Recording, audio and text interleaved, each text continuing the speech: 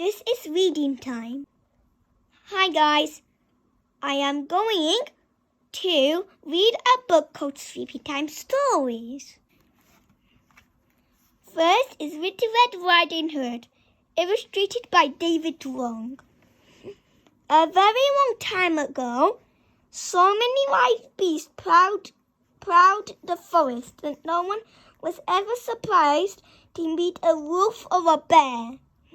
A little girl, whom everyone called Red Riding Hood, lived in a cottage off the edge of a woods with her mother and her father. He was a woodcutter. Red Riding Hood was not her real name, but it was given her because she always wore a red hooded coat that her dear grandmother had made for her. Now, this grandmother lived alone in a rose-covered cottage on the other side of the woods, and Red Riding Hood loved to visit her. One day, the girl's mother said, "Why you don't go to your grandmother's house for tea? She's not been well." So we have baked her a cake and made us some lemonade. Handing the gift in a basket, she added, "Remember, not to stray from the path, and do not stop to talk to anyone on the way." Red Riding Hood promised to go straight to the cottage, so her mother tied on her red hood, kissed her goodbye, and off she went on her way. The young girl had not gone very far along the path when she met a wolf. Good morning, Little Red Riding Hood. Where are you going today?" he asked her. "Oh, good morning, Little Red Riding Hood. Where are you going today?" he asked her. "Good morning, Mr. Wolf," she said, politely forgetting that her mother had told her not to speak to strangers. "I'm going to visit my grandmother." "And what are you going in the basket?" asked the wolf. "Some cake and lemonade for our tea," Little Red Riding Hood replied. So where does your dear grandmother live?" asked the wolf in his sweetest voice. "You continue along this path. Then you take the left path when it arrives in the dew and walk about for another 10 minutes. It's that pretty little cottage that is covered with roses." "Ah, your grandmother likes flowers, does she? Why you don't pick some of these from beside the path and take them to her, my dear," suggested she said. "So this must be it. Aha!" he said to himself.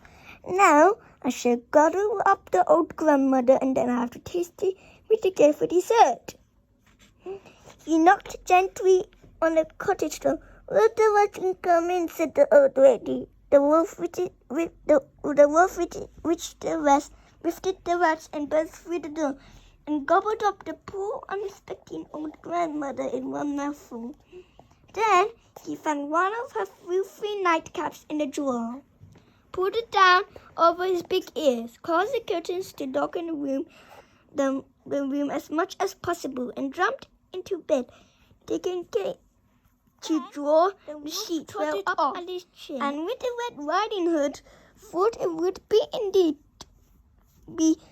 a lovely idea to get a posy for her grandmother. First, she picked few flowers from beside the path, but then she saw some pretty ones under the trees, so she disobeyed her mother's command and stepped off the path. The sun was shining through the branches and the birds were singing happily. Little Red Riding Hood suddenly remembered that she should have kept to the path and gone straight to her grandmother's cottage. So she quickly picked up a basket and a bunch of flowers and set off through the woods once again. Meanwhile, the wolf had raced again, following the directions to the cottage. Just a few moments later, Red Riding Hood tapped onto the door of the cottage. "Let the rat come in," said the wolf in his softest voice, but the voice didn't sound like grandmother, and the girl wondered what was wrong. "Mother sent some cake and lemonade for tea," But grandmother, how very strange your voice sounds, said the little girl. I have a cold on my chest, replied the wolf. Come here, my dear, and sit onto the bed. As Red Riding Hood approached the bed, she could not believe what she saw. Oh, grandmother, what big eyes you have, she said in surprise. Oh, the better to see you with, my dear, answered the wolf. But grandmother, what big ears you have. Oh, the better to hear you with, my dear. But grandmother, what big teeth you have. Oh, the better to gob you up with, my dear, said the wolf as he reached over the bed. Roar! Little Red Riding Hood turned and ran screaming towards the door.